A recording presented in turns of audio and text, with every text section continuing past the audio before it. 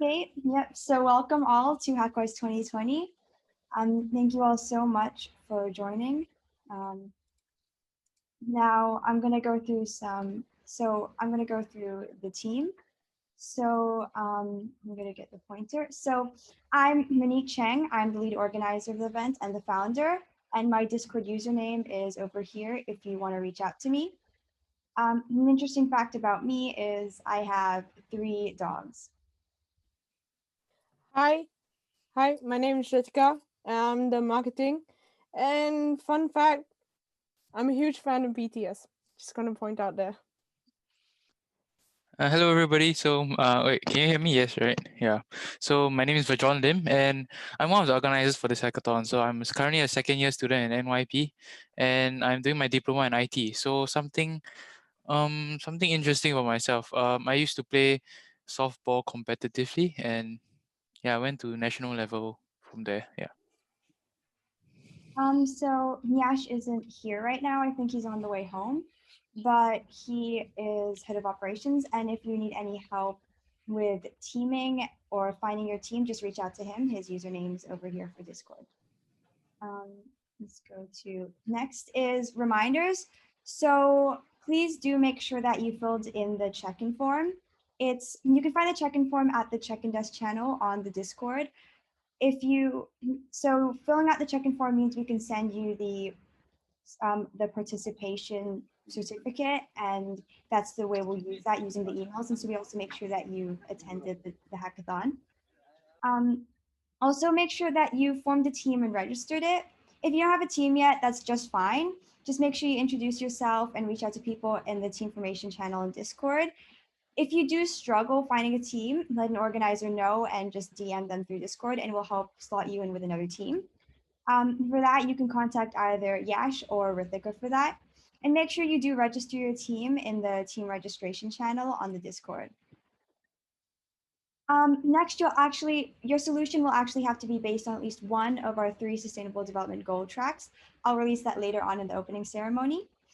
And also make sure you reach out to mentors in the Ask a Mentor channel or the mentor tables on Discord. They're there to help. And if you do need any help, advice, or ideas, they can help and reach out to them using the @mentor tag, and they'll help you. Next, make sure you use the free perks given during the event. There are quite a few, and I'll talk about them later. And they're free and they're completely free. So just really join them and use them. And also make sure you attend as many workshops and tech talks to network, meet new people, learn new skills. All the link to the workshops will be in the workshops and events Discord channel. So do make sure you attend them. If you are unable to attend them, it's fine. We will send the recording on the Discord channel after the event has happened. Um, Next is the schedule with everything. So right now we're having the opening ceremony, but after that at 6 o'clock, we'll have the music, technology, and artificial intelligence workshop by Hazel Savage. So please make sure you do join that. And then on Saturday, we will have a bunch of workshops over here. And then on Sunday, sorry, there's a mistake there. There will the submissions will be due, and we will also have a Among Us mini event, and it's basically going to be a Zoom chat where you can join and you can play Among Us.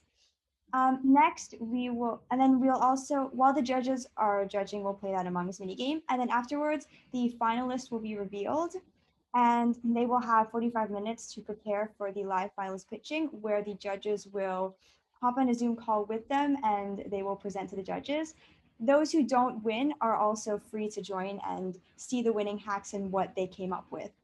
Um, just because you did not make it to the live finalist pitching, um, sorry, 1 second. Okay, I'm sorry. Just because you are able to be in the live finals pitching does not mean that you will not win a prize. We have the best overall hack and the three track hacks, which are not chosen by the live finalist pitching. We also have the sponsored hack, best hack prize. And then at 5:45, we'll have the closing ceremony. So just a reminder that these are all in Singapore time, which is GMT +8. If you do need any help with the timings, just make sure to reach out to me and I can help you find out what time it is in your time zone. Next, I'm going to be talking about the speakers and workshops that we have. So in order of when they will happen, we'll have Miss Hazel Savage, who is CEO and co-founder of Museo. And then we will have on Saturday, Derek Beres, who's going to go talk about why flow states matter. He's from Centered. Next, we'll have Echo AR, talking about how to build a cloud-connected AR VR app. After, we will have Akmal talk about how to create an image classifier using Teachable Machine. So Echo AR and Akmal are both our skill-based workshops. The rest are more tech talk and kind of to get to know the industry and kind of get ideas and inspiration about the tech industry. Then next, we will also have Yong Wee Tan, who will talk about the role of technology in global trade, which is Crimson Logic's area of expertise. And after, we will have Mr. CK Lim, who is the CEO of Ascent Solutions and the chairman of the Singapore IoT Technical Committee, talk about the Internet of Things, which is his area of expertise. And afterwards, we will have Okar Min and Valerie Leong, who both work at AWS Educate, talk about how to win a hackathon. And they are two of the judges, so do make sure you show up to those to kind of get a feel of what the judges are looking for. Next are our 3 tracks. So we have these are all based off of the Sustainable Development Goals. So the SDG 3 is good health and well-being. So we are challenging you to use technology to impact healthcare and or well-being. You might consider using technology to make healthcare more accessible, or our keynote speaker will hopefully provide some inspiration later on. Next is SDG 4, which is quality education. So this track challenges you to create a solution which is related to education. So you can create a system to empower disadvantaged children, promote equality with education, and so much more. Next is SDG 8, which challenges you to create a solution to help economic growth and productivity. However, I think this is really unique because the solution should also aid sustainability and other sustainable development goals. This is because normally in this world, economic growth does not really benefit the sustainability, it actually impacts it negatively. So just make sure that your solution will impact sustainability positively. Next, I'm going to talk about the prizes. We have the best overall hack, where each team member will win a Google AIY voice kit for Raspberry Pi. And then we have the 3 SDG hacks. So for the SDG 3, these are kindly sponsored by Western Digital and Samsung. So the team overall will get 2 Western Digital game drives and 2 Samsung SSDs. You can see them all on the screen. Next is the best education hack, SDG 4 hack. So each team member will get 1 free Nove Ultimate Starter Kit for Raspberry Pi 4. And then the best work in economic growth hack, SDG 8. So each team member will get 1 JBL portable Bluetooth speaker. And last is our sponsored hack, Echo AR, the best AR VR hack. So the whole team will get one $50 Amazon gift card, and each team member will get a 1-month free business tier access. So I'm going to tell you more about how to be able to win the Echo AR hack. They've put some information in the Echo AR help channel on the Discord, but to win this, you will need to use the Echo AR platform. And so now I'm going to talk about the free perks offered by this event, thanks to our great sponsors. So first is the Echo AR platform. You can use it for free over here in this using this link. Rithika will send the links in the chat. If you don't know how to use the Echo AR platform, that's no problem. You can join their workshop at 8 a.m. Singapore time on Saturday, the 5th of December. So using the Echo AR platform in your hack makes you eligible for their prize. So even if you use mainly another platform, but you do add Echo ARs, you're eligible for another extra prize. Next is centered. Sorry, 1 second. Let me just admit more people. Okay, so next is centered. So you can join the centered workshop on Flow at 7:30 a.m. Singapore time, 5th December. They've come up with this amazing technology on Flow to help increase students' productivity. So if you do want to bypass the waiting list and use the centered platform for free, you can use this link over here. Rithika will send it over. Sorry, Rithika will send it over on the chat, hopefully. Then next, if you do love using centered, you can use the code students flow to get a 50% discount after the 14-day trial period. And last, AWS Educate has kindly sponsored us. And so you can sign up for AWS Educate using this link over here to improve your cloud skills. So Rithika, have you managed to send all of the links to the chat now? Yeah, done it. Yeah. Yeah. Okay. So if you guys want, because the next slide is a video teaching you how to do it, you can use this link, search it up right now, and follow along with the tutorial. Is that good for everyone? Yep. So have you guys, and so I'm gonna go to the next slide. And so I'm gonna play this video tutorial here right now. Once they click on this link, they'll be brought to this page where they can fill in their school, institution name, the country, first name, last name, as well as their email address, which we prefer them to use their institution. But if they have only personal email, that's all right as well. And they can fill in their graduation month, graduation year, followed by their birth month, birth year. So this birth year will determine whether are they going to receive a K-12 account or are they going to receive an Educate Starter account, which is the normal account. So this promo code, right, is for them to actually tag like whoever who signed up under this promo code belongs to like part of AYO, so that it helps us, better be able to filter out who is under which organization. And they will also receive USD $100 credits in their account with this promotion code. Right. So after that, they can click next and verify their email.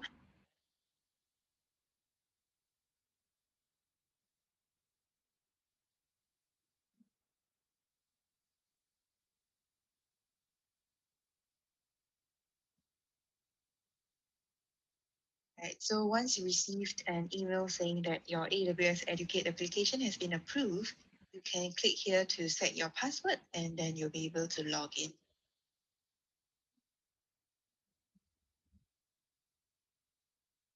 And then click on set password.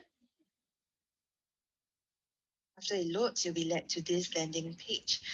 So you can see your portfolio, career pathway, badges, jobs, and AWS account. So I'll be explaining to you one by one on what that means. So to log into the account, right, you can just go on to AWS, Amazon.com, Education, AWS Educate, and you can click sign in to AWS Educate, which will be brought to this page. So you fill in your email address, your password, and then you click sign in. Right, so this is your landing screen. So this is the dashboard that you will see every time you log into an AWS Educate account.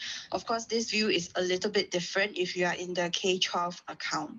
Right, so they have portfolio, career pathways, badges, jobs, AWS account, which I will now bring you through each and every one of them. So for portfolio wise, they can update their picture here. Right, and then these are all the stuff that they're currently learning on AWS Educate. They can fill in their school, their graduation, a few words about themselves here. So it's important that they turn this on as well, because the default will actually be no, because of some privacy reasons. But why we encourage students to turn sharing profile with recruiters on is in case, they are looking for jobs or internships and our companies are actually able to find students, based on their different skill sets, based on their needs and all. So if you share profile with recruiters, they are able to find you, they are able to connect with you for potential jobs. And which is why we always emphasize to students to turn it on. Right. So in here, they can upload their resume as well, and download their portfolio package. And this is where they will see all their digital credentials, right? So this is all micro credentials that they will receive after they have completed a certain pathway or a batch. So for career pathways, we have quite a few, and this one is more of like a tailored program. So for example, if you know that, you would want to be an app developer in the future, then whatever you study in this course will be mostly covering on how a day in the application developer like, what kind of modules they will need to learn, etc. So it differs based on job scope. Right. Then, whereas for badges, it's more of like your areas of interest. For example, if you're interested in robotics, or if you're interested in 3D modeling, AR, VR, or you're interested in voice services, you can actually learn the different badges.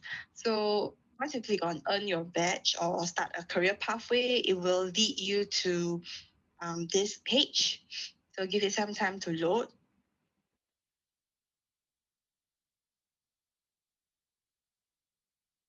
Right, so this is how the RoboMaker batch page will look like. So students can actually look through the different modules and sit for quizzes followed by assignments before they can actually receive the batch. So they can just click on the different modules and then they can read more, then they can watch a video as well. Right, so almost every career pathway or badges are being taught in a video or text format, and then they can also take quizzes, to test their understanding, which is compulsory in order to get the digital badge.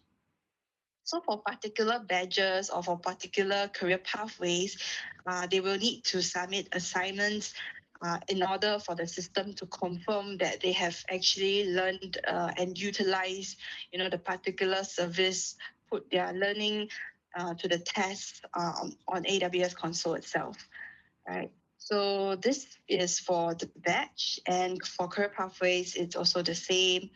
Then for jobs is the one that I was talking about earlier. So they can search for the jobs that are available by country, or by keywords. Right. So as you can see, there are many different companies that list their jobs here as well. And then if you type Singapore, we can see like who lists their jobs in Singapore. So there is VMware, there's Amazon, there's JP Morgan, etc. So there are internships and full-time job opportunities available on this platform. So this is your jobs and alerts, where you can save jobs, then you can apply in the future, or you can look at the jobs that you applied for. Right. So to get onto the AWS Management Console, you can click on AWS account. And then this is where they can see their credits remaining. So usually students will receive 100 USD credits with the promo code that they applied for. But because I've already consumed some credits by running some services, so now it's showing me $90, right? So my $90 credits will expire on June 5th, 2021. And for students, it will renew on a yearly basis. So every year they will get a fresh batch of $100 credits until they graduate. So the graduation date is quite important as well. So to get onto the console, they can click on AWS Educate Starter account, and then they'll be brought to this Vocarium page. So this Vocarium page is like interim, right? Before you get onto the console, you can check what are the list of services supported in AWS Educate Starter account. So because some services are not available, so you can just have a quick look, but actually most of the services are covered already. But just in case you want to know of any limitations, you can feel free to read more here. So to get onto the console, you can click here. It will lead me to this AWS Management Console page, which as you can see, I'm a Vocarium user. This is my institution email. So with that, I can explore the different services that AWS have. Yeah, so students can just explore and try out the different services with the USD $100 credits that they have. Okay, so that was the AWS introduction. Does anyone have any questions? Are they having any trouble with accessing AWS Educate? What should I put for graduation date? Um, what year are you in? I'm year 8, so born in 2008. So I think that would be 5 years, right? So I think 2025, then put the month as 6. Thank you. Does anyone else need any help? I believe that the people from AWS Educate are here to help you guys out if you guys have any questions right now. That's right. We are here. Oka and Valerie are in the room. We are from AWS Educate. If you guys need any help with the platform, signing in problem, let us know. We are here. If not, we can continue, Monique. Okay. So no one needs any help for now.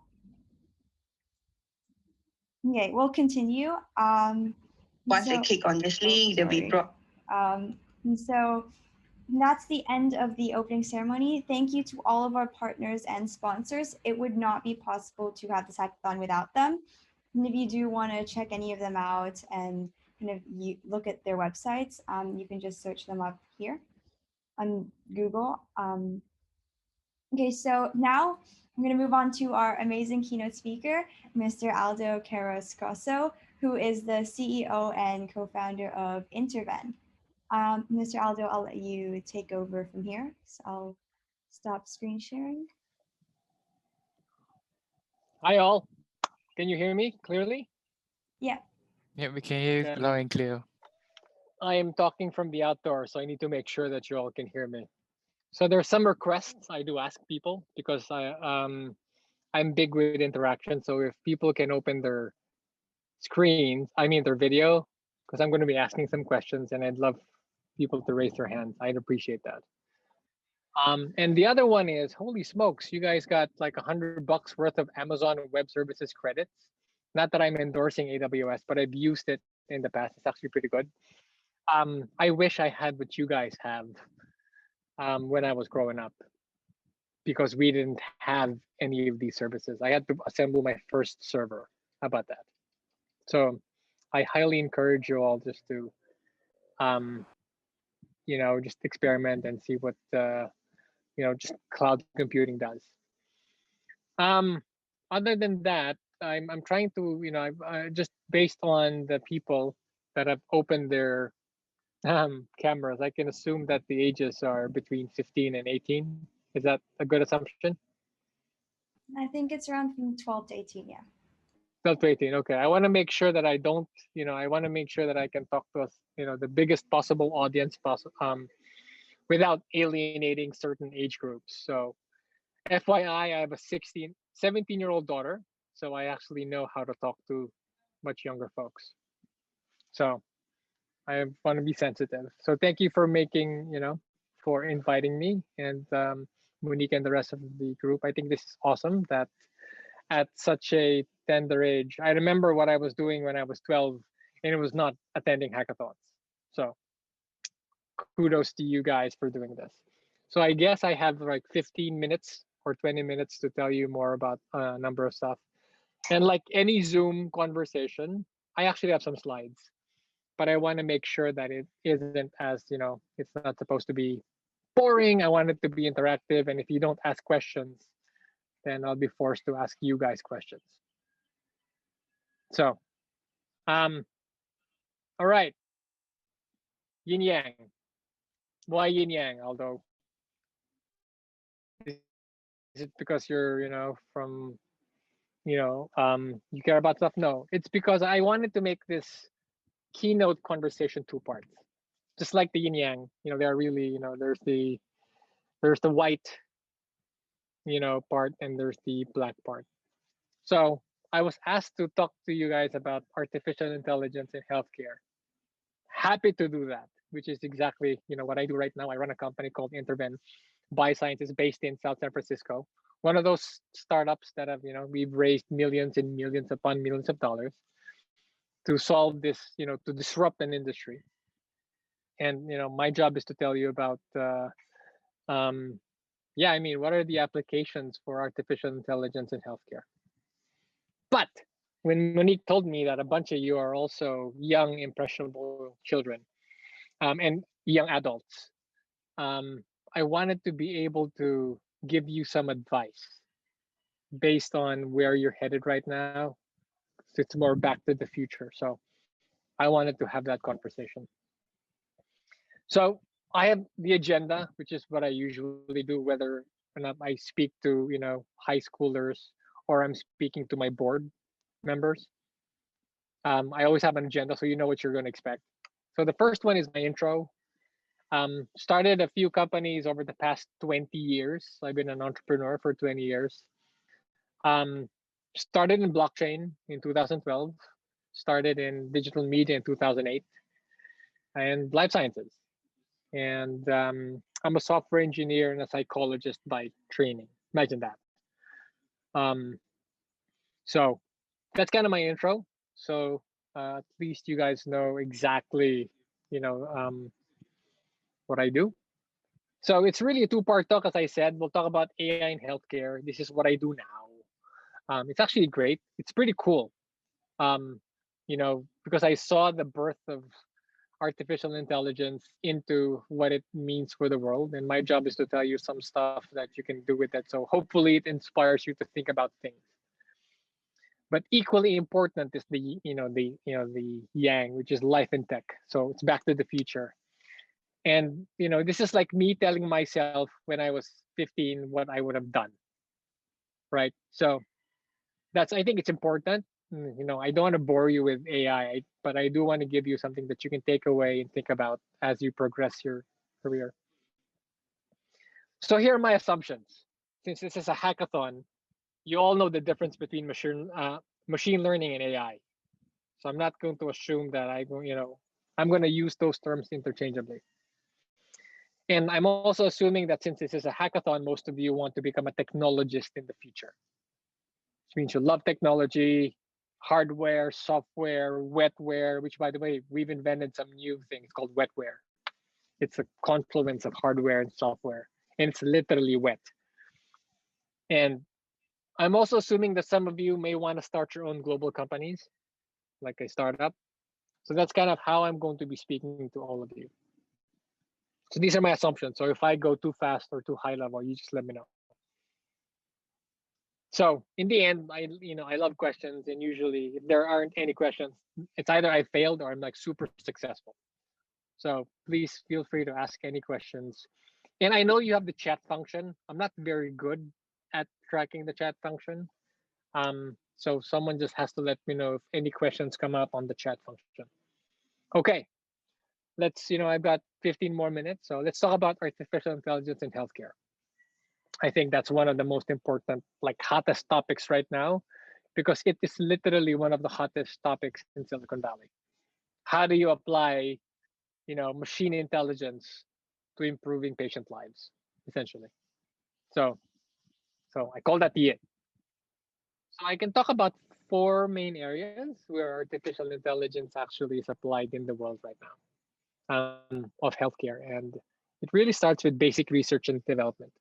So stuff that does not go into a clinic. So when you say basic research and development, these are the things that don't go into the clinic yet. They experiment and they have a lot of errors and they try to do a bunch of stuff. Okay. And then stuff that gets into the clinic are your diagnostics. So things that are used to diagnose your current disease state, therapeutics, or things that they use to treat you. And even more on the treatments part. Okay, so there's applications there. There's also applications for the digital health. Fitbits. I don't know if you all use fitness trackers or any of that, or you have you track a lot of the different information around about your digital health and digital self. That's a very big area for life science and AI. And finally, for patients. So it's patient experiences, risk, and management. There's this huge area just taking care of patients. Okay.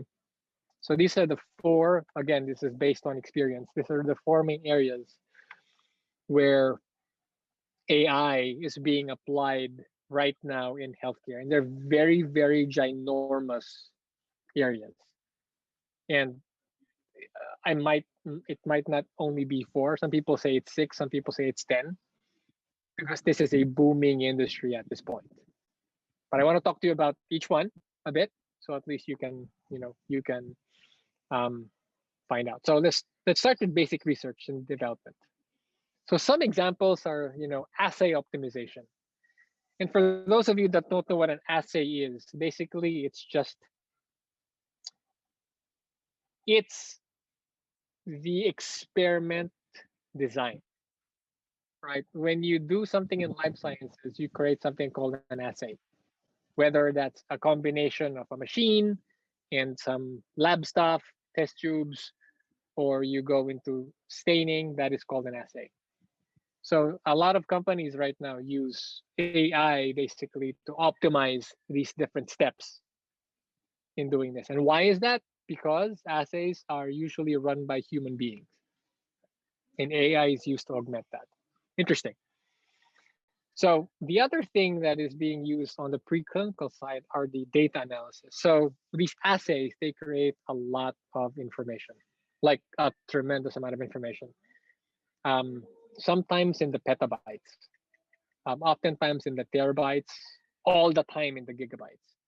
So a lot of this is manually, so a human being has to look at it. That's why it also is a big area. So there's also trial design and management. A lot of the drugs or all of the stuff that go into human beings, whether they're drugs or diagnostics, they're tried on humans first. Well, they're tried on animals, then tried on humans. Then sometimes we need to find out the best way to, because not all humans respond to the same drug. So we need to figure out that it's like a crystal ball to figure out who responds and who does not respond to a specific drug. And then there's laboratory automation. This is huge movement right now in basically automating the entire laboratory. Whether it's just the lights, all of the IoT sensors, all the sensors now are IoT. Refrigeration is very important. Pressure, all of these things. And AI is being used right now to consolidate all that information. And of course, there's the systems and quality. So, this is one very important area of life sciences on the preclinical and development phase that is very important, because it ensures that the drugs that are being developed right now are of the highest quality. So now moving on to the other parts, you've got the, more on the clinical stuff. So people use AI right now to detect cancer early. People use AI right now to confirm like you have Alzheimer's, so that's the diagnostics. People use AI right now to discover new drugs. Interesting. We also use it to monitor patients. They use it to manage disease. They also use it to manage the recurrence of said disease, even into end of life and geriatric. So you can see AI literally touching every level of the patient here. From, I don't know, I'm sure all of you are parents, and most of your parents take their annual physical, like I do. And sometimes people get sick without even knowing that they're sick. So they're using all of this information and basically allowing other, using all that information, using AI to predict sickness, even though it's not there yet. Interesting, huh? Interesting.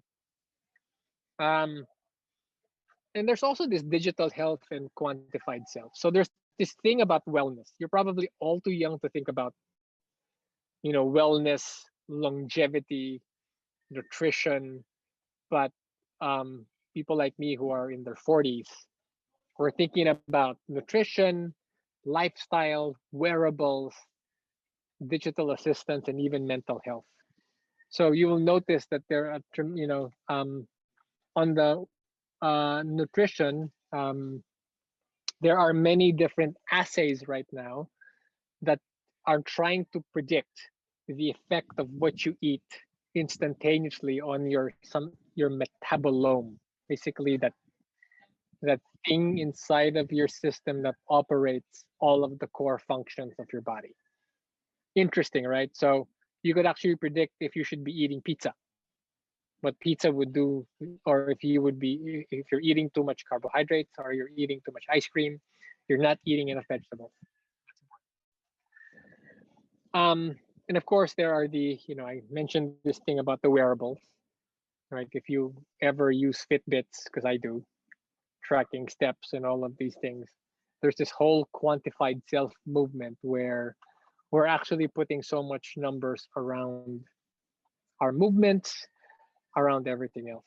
And of course, I don't know if you heard about this app that you install, and basically based on a keystroke or a series of keystrokes on your phone, it can predict if you're having a depressive episode based on the movements of the speed of which you do this. Right? All they do is it's a very interesting application actually. Um, I can send it to you guys so you can find out. But it's actually very good at predicting even some experiments early onset Alzheimer's, because they would see the response, and even Parkinson's. Just tremendous amount of stuff. So, and finally, for patients, right? You heard about robotics, right? Robotic surgery. They use machine visioning to basically make that. So if you ever need to have your LASIK, that's actually using machine learning. People just don't talk about it. EMR, EHR. So every time you or your parents take you to the doctors, it creates records, and there's a lot of records right now, and so they use this EMR, EHR information, and they're mining it, like they're literally brute force mining it to find trends. Um, and it's actually a very powerful tool to figure out if a drug works for you or your treatments are okay. Some of it also uses even for stat. When you say stat in life science or in medicine, it's like now. So they use it for ER, ambulatory, and even triaging. Perfect example is for COVID. People with COVID. Um, we use AI to tell you whether or not you should stay in the hospital, because you're probably not going to have a good COVID episode, or um, go home and sleep that off, because most people actually can't sleep off COVID. But stay safe, everyone. Not say that it's not deadly. Stay safe. Of course, there's medical devices and inpatient care and hospital stuff. Does anyone have any questions?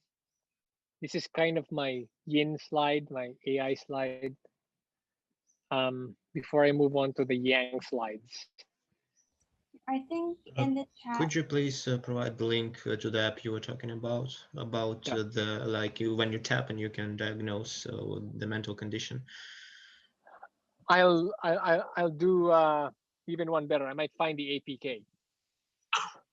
Oh, okay, sure. Right. So you guys can install it on Android. I don't know if it's available on iOS. I think it is. I think Got it.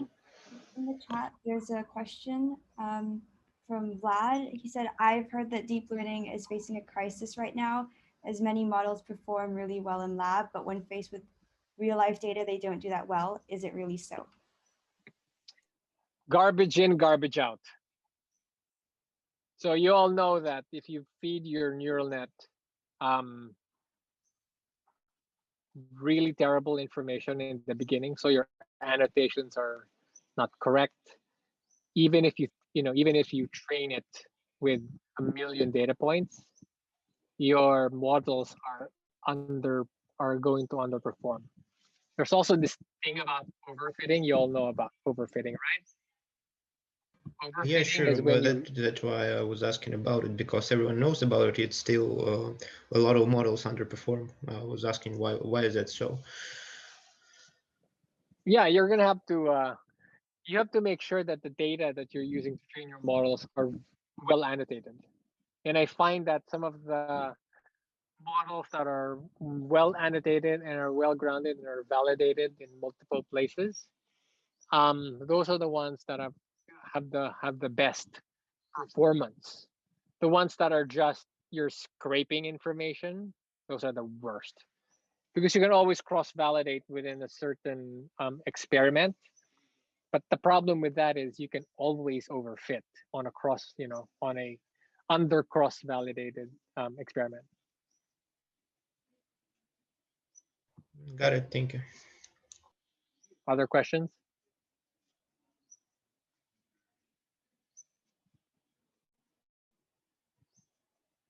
Okay. I think overall it's pretty sick. That's quite cool. Yeah. Cool. Okay, yeah, I can continue. Sorry. So I know I have until 5:15. So sorry.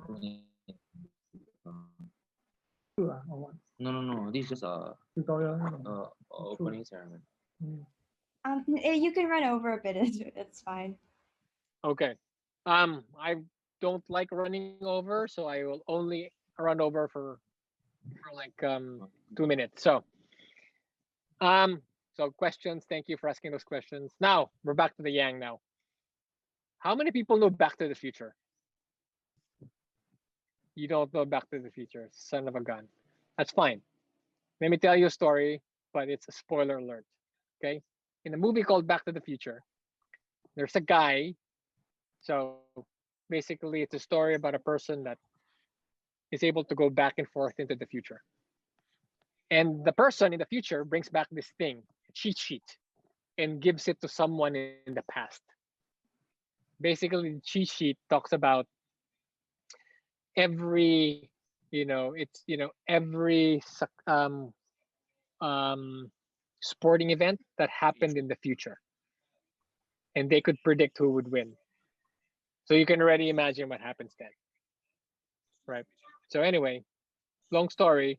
It's called Almanac. This is the lead character, and this scientist basically says you can't bring this to the past, because if you bring it to the past, you would give someone an unfair advantage. True enough, the bad person or the antagonist in the movie, this is the same person, by the way. This is the old person and the new person. I mean, the present person. This guy gives his younger self the almanac and changes the course of history. So what I want to do is basically give you some advice about life. Like, what would I say to my 15-year-old hacker self that would expedite what I've done? So important is to make friends. It's as important as achieving good grades.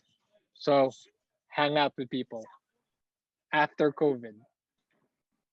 Okay, build relationships. That's important. And treat people right. And you know what I found in life? Bullies are usually losers in professional adulthood. So it's very important. Next, take your passions to the next level. So I did my first line of code when I was 6, GW Basic, but I should have learned HTML in 1992 instead of 1998. So I wasted so much time. You guys, you got AWS credits, use it, right? Configure your first EC2, use it.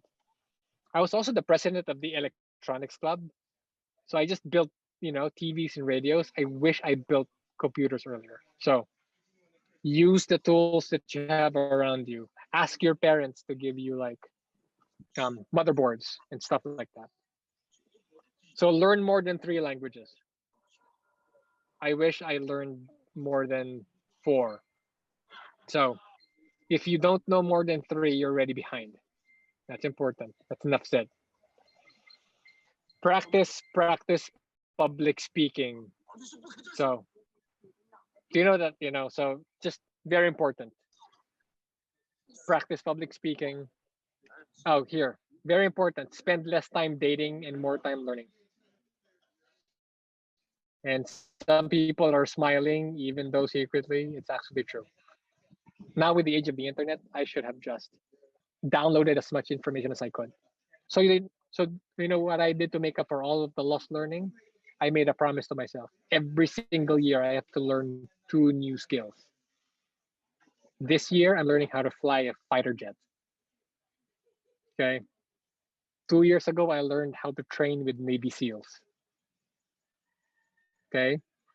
And then last year, um, I wanted to know how to rewire my entire house with solar. So do that.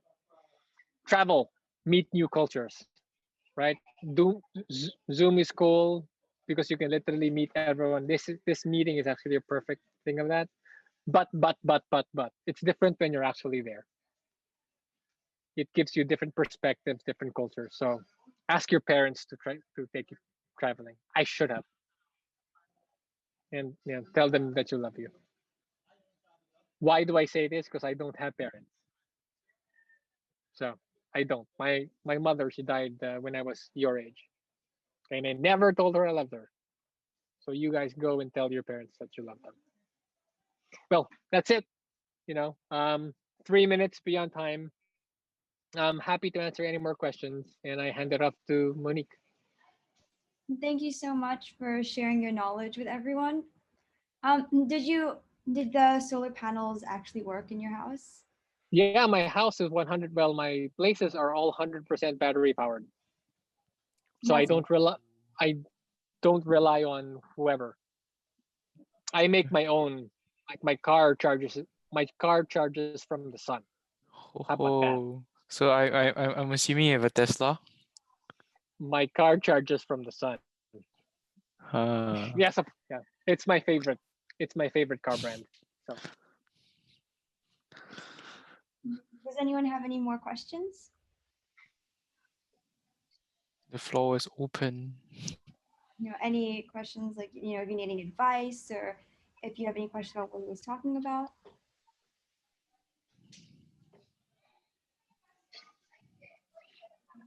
I think I have a question. So like, at what age were you like fully hit set for technology and like hit set for I want to do IT, I want to do tech, I want to know everything about tech in that sense.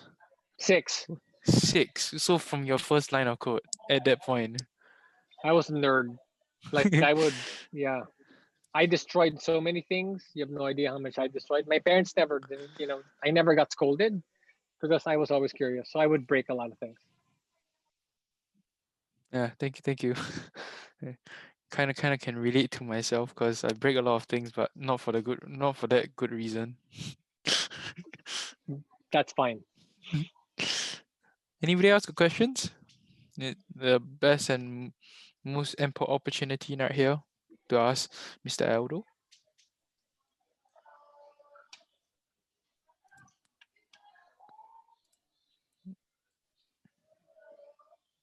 If you all want to, you all can type in chat too, or like private message. I can say out the questions if you all need. If you are shy, I don't know. Anybody?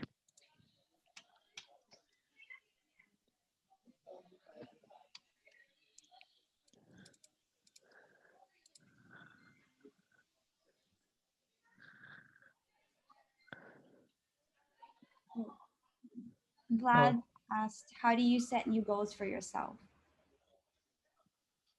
How do I set my goals for myself? Every single year, I have to outperform what I did last year. Ooh. How are you gonna outperform flying a fighter jet? Curing That's gonna cancer. be. Oh, okay. Okay, I have a question now from Abdul. He says, which STEM field do you find the most potential for growth in the future? Let me tell you that the one job that would be resilient to AI or any other thing is actually coding software. So if you learn how to code, that you you have a job forever. There's also quantum computing coding, by the way. Yes, Very different computing. very different type of language. So software, I'm very partial to computer engineering because robots need code until they can code themselves. That'll be crazy. That'll Yeah, be but then out of that would be hand. that'll be the end of the world. So Yeah, pretty much. Any other questions?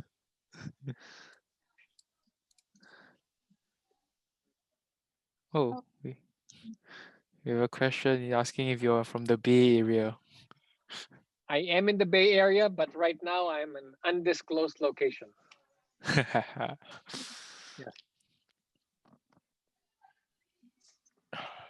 Granwin's asking where's Bay Area. So the Bay Area is commonly known as that area in Northern California that comprises, let's see, San Francisco, San Mateo, Santa Clara, San Jose, where all of the Silicon Valley companies were born. Silicon Valley.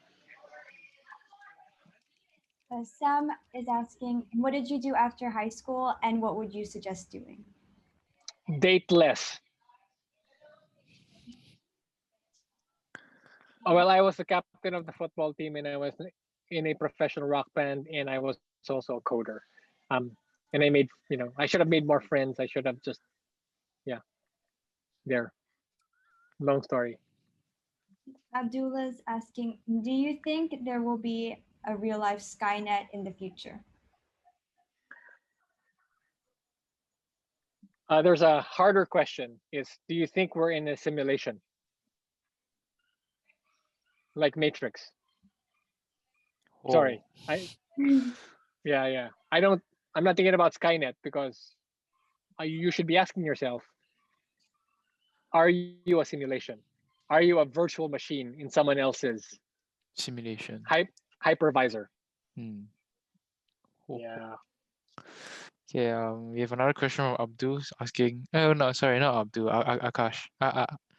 I'm sorry if I'm gonna butcher your name. Yeah, but anyways, he asked, which SDG do you think programming/software has the most impact to? I'm sorry, what's SDG? SDG meaning the Sustainable Development Goals, yeah, from the UN. Oh, I see. Sorry, I wish I knew.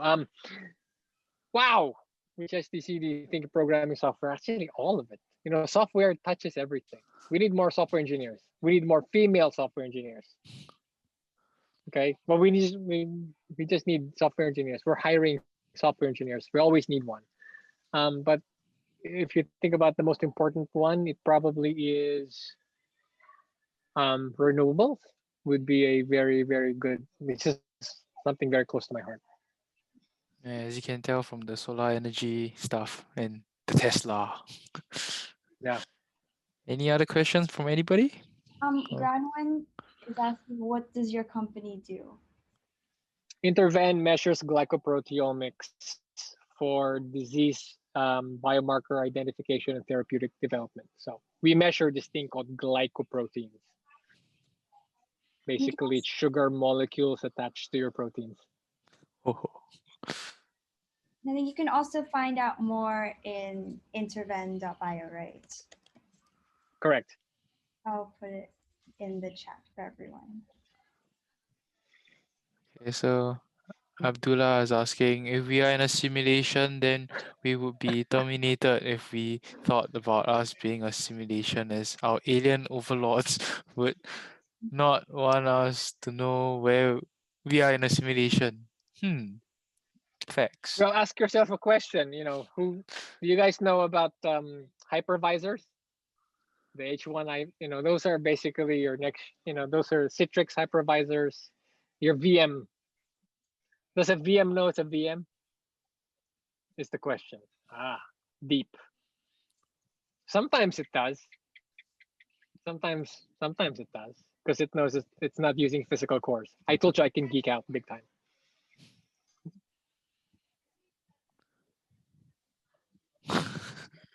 At this point, this conversation has just become about how the simulation of life is. What's going?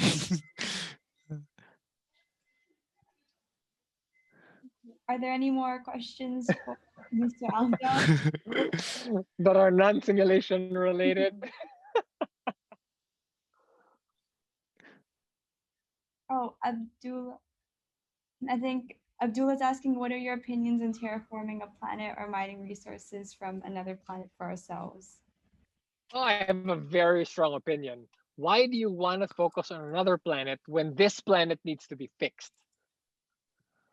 Why don't we fix this planet first, and then think about fixing other planets? But I'd love to terraform something as long as I can fix this one first.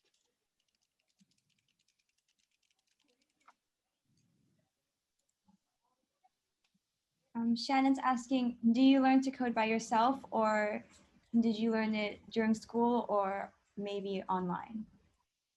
So the first set, the first ones were, of course, they were formal. I had to go through it. My father was an engineer. And then the rest ones were just self-taught. And then the most recent ones, like Go, they're all online. Abdullah's asking, what languages would you recommend us to learn? Depends what you want to do. What do you want to do? AI? Python. I learn Python. They are Python for beginners. I'm actually looking at the chat now. For AI, Python is great. And maybe R and MATLAB. Those are very important. Okay. Would C++ be No. For machines, sure. It's a good type language to start with because it, kind of teaches you the basics. Java is good for high frequency, high financial stuff. It's not better than Python for AI. Yeah, Python, I think personally, Python is the easiest to start with and to learn the basic understanding of how programming works and the framework in that sense. JavaScript, I would learn if you were going to make websites. Well, there's Node.js, so there's some backend programming there. So there. React, front end. If you want to make really funky websites, but there's also a number of different new frameworks for front end development. I think React.js is the most recent. That's the coolest right now. Any other questions? Akshat's asking, how long would it take you to program an AI robot which can literally say hello world? Can I use a Raspberry Pi? Sure. 10 minutes. 10 minutes, okay. I'm seeing your prices. You guys are getting Raspberry Pis. That's so cool. Yeah, and SSD is none as well. I was also shocked when I saw the price list. I was like, whoa. Lucky we have amazing sponsors. Yes. Need to thank our amazing sponsors, Western Digital and Samsung. Joe Wong is asking, I'm currently learning Lua. Is it difficult? I don't know what Lua is. What is Lua? I actually don't know what that is. Joe, would you like to expand on it?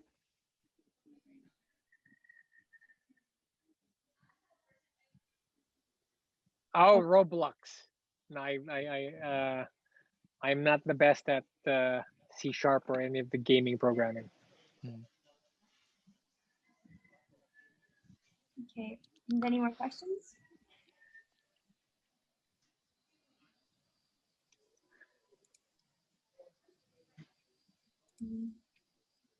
Oh, Grandman's asking, what languages do you know? Most of everything. So C++, C#, Objective C. I don't know if you know what that is.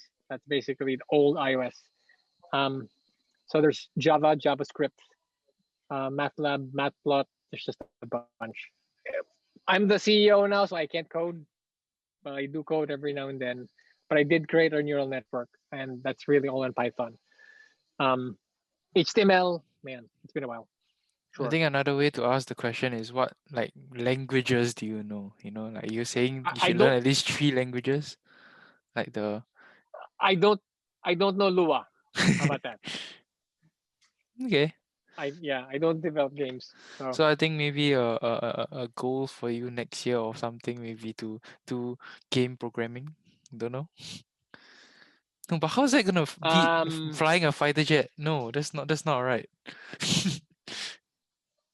Yeah. I have to beat my thing every year. Yeah. Okay. It's gonna be difficult.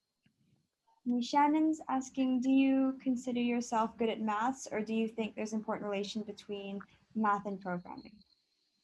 I am a good balance. Logic is more important than math.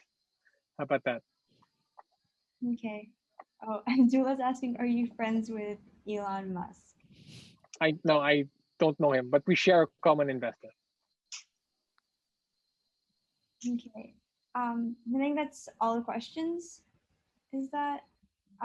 Thank you so much, Mr. Aldo, for speaking and sharing your wisdom, and everyone. And thank you, everyone, for listening also and showing up. I hope you guys really enjoyed it. Do you have any last closing remarks, Mr. Aldo? So don't forget to hug your parents because they're great people. I know we barely see them. So take that opportunity. And I wanted to give you the almanac. Use it for good.